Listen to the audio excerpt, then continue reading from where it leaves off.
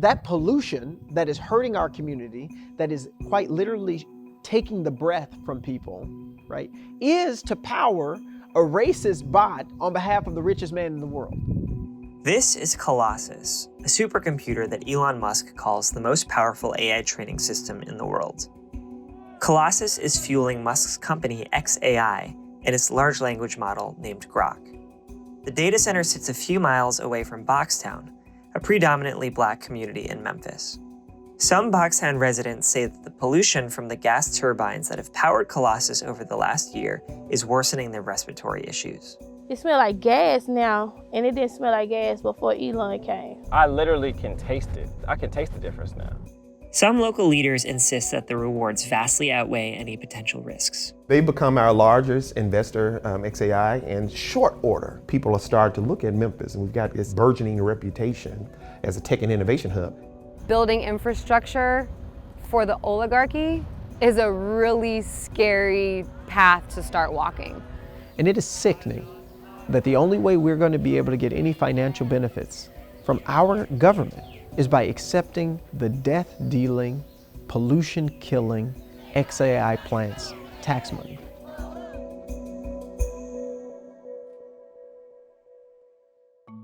It'll be a policy of the United States to do whatever it takes to lead the world in artificial intelligence. AI is America's newest big industry. Like its predecessors, it uses a lot of resources relying on energy, water, and land. And Elon Musk is at the forefront of America's rush into AI. In 2023, he wanted to build a powerful AI that could compete with cutting-edge models like ChatGPT. So he looked for a location to quickly train his AI and found a willing partner in Memphis, a city with deep economic challenges. On June 5th of last year, 2024, Elon Musk and xAI came in and built up methane gas turbines.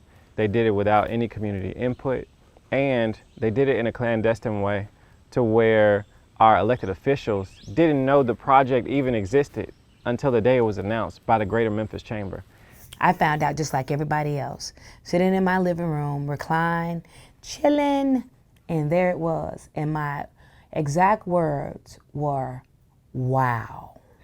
The way you conducted business and neglected to get the community involved, why would I trust you? Musk needed a vast amount of energy to power his data center, but the local utility did not have enough electricity to supply him with. So xAI turned to 35 unpermitted temporary gas turbines, which have been pumping out a level of emissions that, according to environmentalists, is exacerbating the health issues of an area already crushed by decades of pollution. This area that we're in was also redlined. And so you're going to see a high concentration of Black people who live here. In those redline places, they were zoned for industry and heavy industrial uses. This polluter has moved faster, has built bigger, has created even more pollution than any other organization in the city of Memphis. And you did that within 12 months. Our life don't mean a hill of beans to them. They come out here and put more pollution on us. You be breathing chemicals, smell like, rotten cabbage. I had an asthma attack the other night for the first time in 15 years maybe. I couldn't breathe, and I was like, Mama, I cannot catch my breath. I feel like my chest was caving in. I couldn't catch my breath. I had to use my inhaler twice, not once, but twice. Our lungs are not for sale. Our lives are not for sale. I mean, it is worrisome that folks are willing to speak so much about, oh, there's all this economic opportunity, but then they ignore all of the health impacts that we're dealing with. xAI did not return a request for comment on this story, but some local leaders argue that the financial opportunities from xAI are too big to pass up. So we noticed walking in that conference room says xAI Digital Delta Center. Can you tell me about that? Well, let me tell you, we'll put your name on it there for a brief sponsorship. Look, we have names over here on the wall. Little sponsorship. We're a chamber of commerce. We don't get funds from local government. So what this project represents for us, it's a wonderful opportunity that's going to be tremendously beneficial to the city.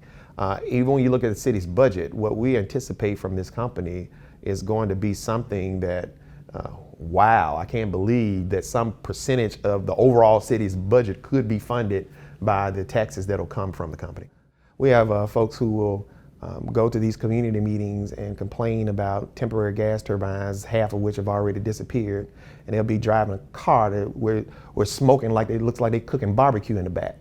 And they won't make the connection between the idea that there are some things happening in the community that are of a bigger priority if you really want to get at air quality. And so the disappearing temporary gas turbines and the backup generated gas turbines, I would submit to you, my friend, are not the biggest fish we have to fry as it relates to us doing a better job with the environment.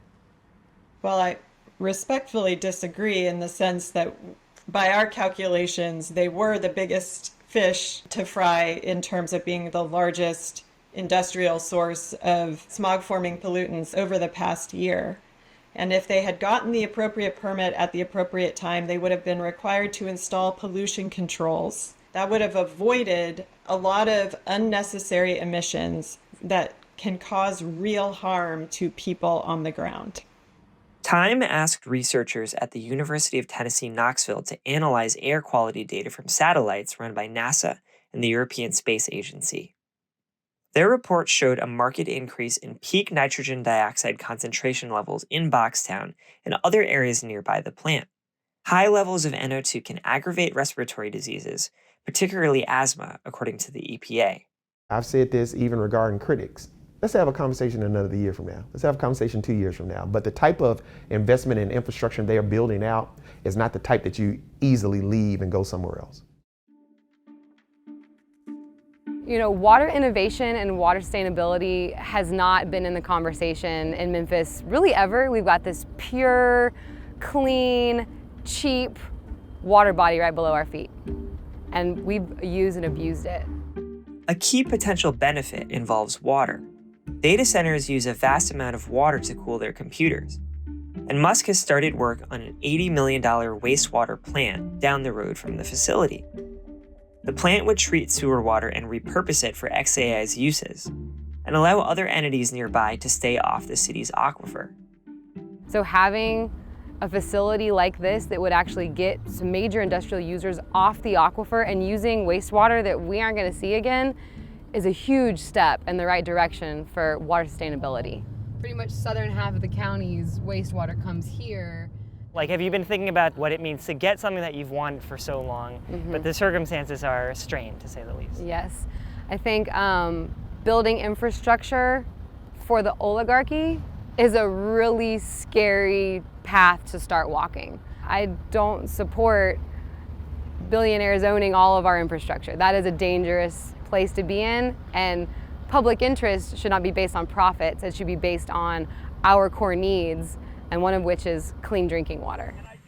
As President Trump's AI action plan calls for reducing regulations of the Clean Air Act and the Clean Water Act to speed up development of data centers, xAI is building out a second location in Memphis, just a few miles away, that's double the size of the first site. Musk's acceleration is only spurring forward his competitors to build their own big data centers too, and the Trump administration is cheering them on. If the suffering is happening here, it will happen elsewhere. Air doesn't know any borders. Pollution doesn't know any borders. Clean air is a right for who? Everybody! And we're not going anywhere. We're not going to quit until this issue is resolved, where black people do not have to be treated as gambling chips for massive corporations. It's a unifying issue, and it requires all of us to stand up against the richest man in the world to be able to make mountains move. The people, united, will never be divided.